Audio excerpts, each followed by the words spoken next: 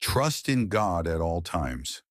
There comes a moment in every human life where faith is not a luxury, it is the only lifeline. It's easy to say, I trust God when the bills are paid, the relationships are stable, and health is intact. But what about when the sky darkens? What about when prayers seem to bounce back from the ceiling and God feels not just distant, but silent? This is where trust is either real or it's not.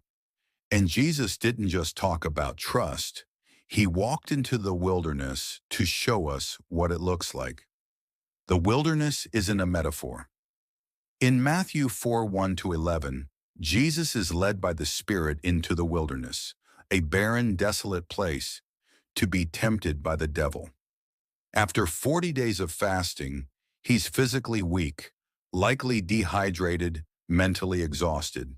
And in that exact moment, Satan appears with what looks like a merciful offer.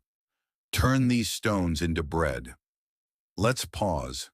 Most of us would consider this an answer to prayer. You're hungry, you have power, why not use it? But Jesus answers, man shall not live on bread alone, but on every word that comes from the mouth of God. This wasn't just about bread, it was about power, about proving something, about control. Jesus shows us that real trust means surrendering even what is rightfully yours. He refuses to take matters into his own hands, even to solve a legitimate need. Trusting God means we don't manipulate divine timing for personal relief. When God feels silent and unfair. Let's talk about the elephant in the room. What happens when God doesn't show up? When your mother dies of cancer after years of faithful prayers? When your child is born with a disability and heaven gives no explanation? When you tithe faithfully and still lose your job? People walk away from God not because they hate him, but because they expected him to behave. Jesus never promised God would behave according to our expectations. In fact, he guaranteed the opposite.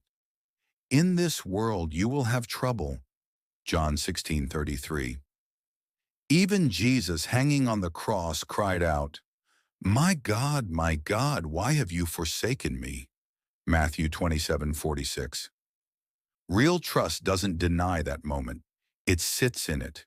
It screams, but it doesn't walk away. The addiction to control. We don't like trusting God because it means giving up the illusion of control. Control is humanity's idol.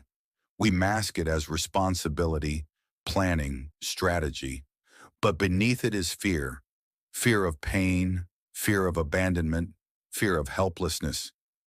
Jesus teaches that relinquishing control isn't passivity, it's spiritual warfare. When we choose to wait instead of rush, to obey instead of fix, we are at war with fear itself. Remember the disciples in the boat? A storm is raging. Waves are crashing. Jesus is sleeping. They wake him in panic. Don't you care if we drown? Mark 4:38.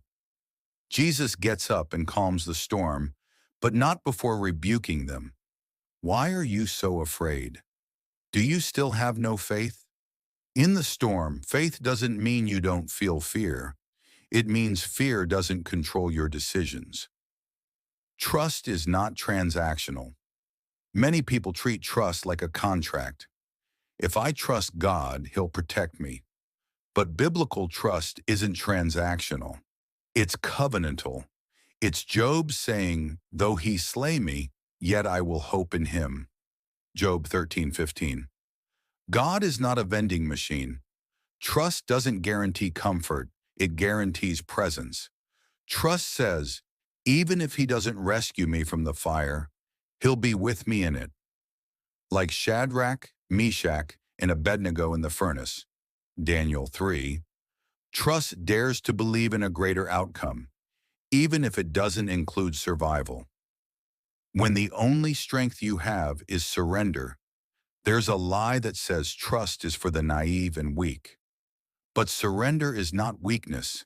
It is strength in its purest form. It is David facing Goliath with no armor. It is Mary saying, "Let it be to me according to your word." It is Jesus, bloody and alone, whispering, "Not my will, but yours be done." Trust is not the absence of pain. It's the presence of obedience inside it. The final word, Isaiah 40:31 says, "But those who hope in the Lord will renew their strength. They will soar on wings like eagles. They will run and not grow weary." This is not poetic fantasy. It's a divine promise.